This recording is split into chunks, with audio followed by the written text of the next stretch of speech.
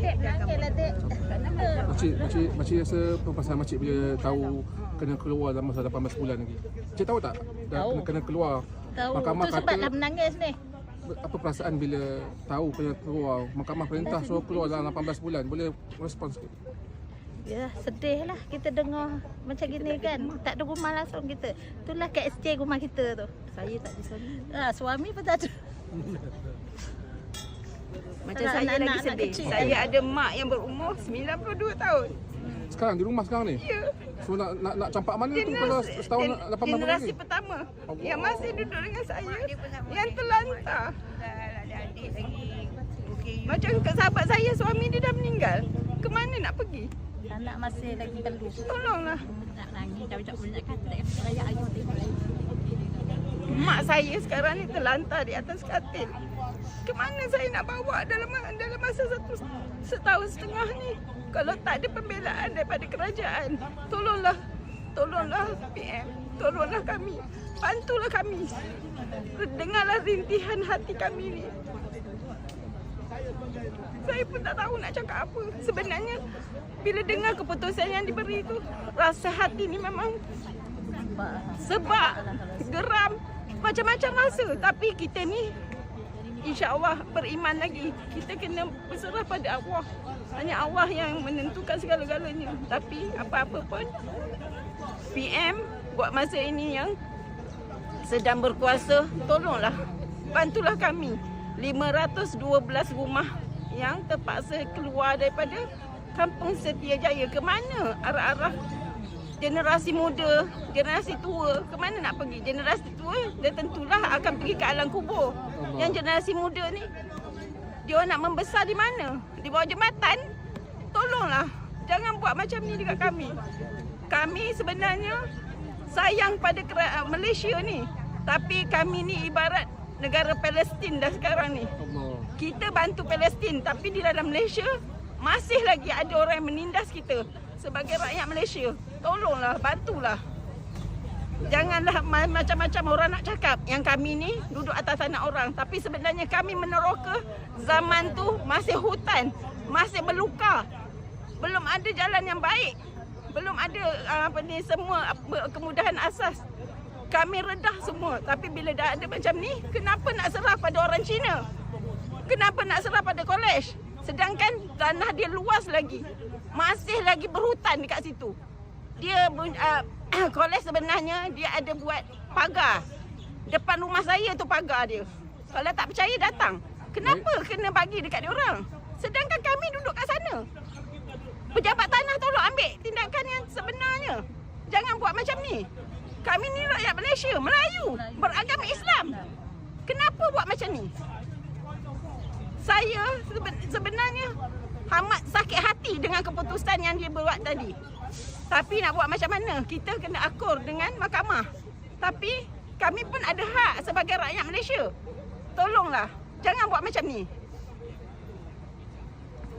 Saya pun tak tahu nak cakap apa dah. Okay, terima kasih.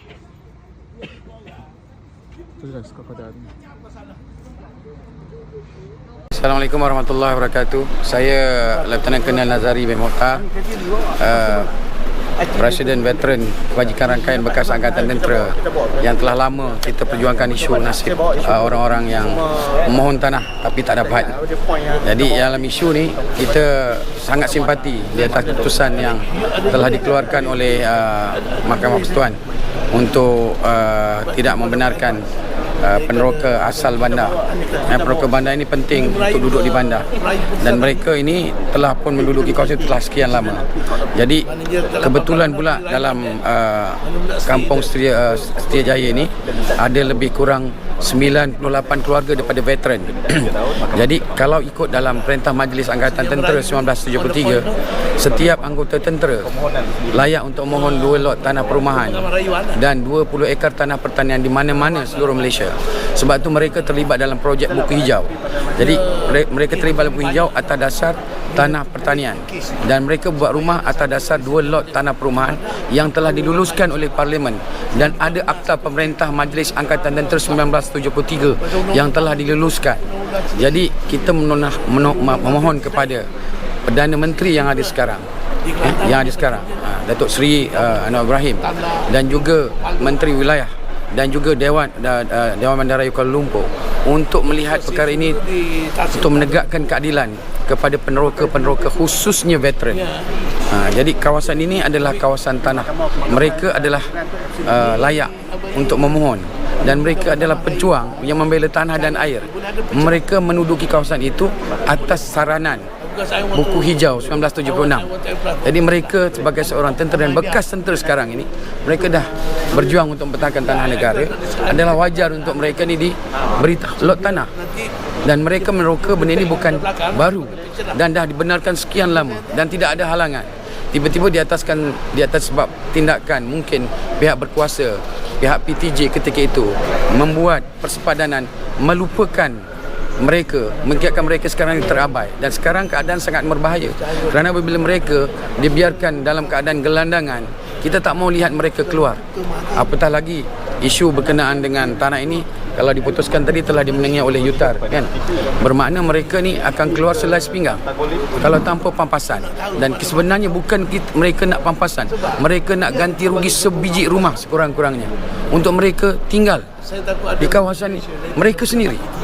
Kan, kalau diberi kebebasan, kalau dalam jumlah yang bawah daripada 170,000, 180,000 dapat apa dekat Kuala Lumpur ni? Kan, dalam keadaan ekonomi yang merudum, saya mengesyorkan kepada Perdana Menteri Malaysia sendiri turun selaku Menteri Wilayah Persekutuan untuk menangani masalah ini.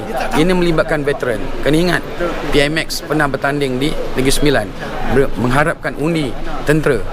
Jadi saya mengharapkan PMX atas janji-janji beliau sendiri ketika bertanding bersama-sama saya lawan dia di Port Dickson. Saya mohon untuk dia sendiri ambil isu ni, kan? Jadi walk the talk, kan?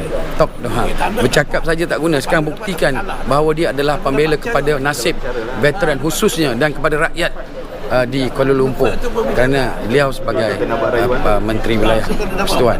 Jadi perkara ini isu besar dan isu melibatkan periuk nasi, tempat tidur, benda yang sangat asas bagi seorang manusia. Dan ingin ingat, mereka ini telah banyak jasanya. Ada yang telah berkhidmat di UN bukan 10 tahun, ada yang 22 tahun berkhidmat di situ, meneruskan kehidupan di tempat tanah mereka sendiri. Jadi saya mohonlah semua pihak kan ambil bahagian. Terima kasih. Umar 98 peneroka asal adalah veteran. Daripada 500 tu 98 adalah veteran yang dulu berkhidmat di Wadi Ben Camp, di Mindef. Bukan. Jadi mereka juga terlibat sebab atas dasar Buku Hijau. Buku Hijau mereka dibenarkan, tentera dibenarkan. Kerana apa? Kerana ada Perintah Majlis Angkatan Tentera 1973. Clause tu jelas telah diluluskan oleh Parlimen membenarkan setiap anggota tentera memiliki 2 tanah lot perumahan dan 20 ekar tanah pertanian di mana-mana seluruh negara. Jadi mereka tak nak pindah ke Felda. Felda memang bagi 10 ekar tanah, tapi mereka tak pergi. Jadi mereka duduk di Kuala Lumpur, berkhidmat di kawasan Kuala Lumpur wilayah.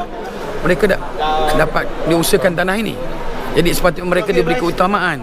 Jadi bila persepadanan tidak memelihak kepada beliau, pada mereka yang 98 keluarga ini, maka pembelaan kena dilakukan oleh pihak yang berwajib.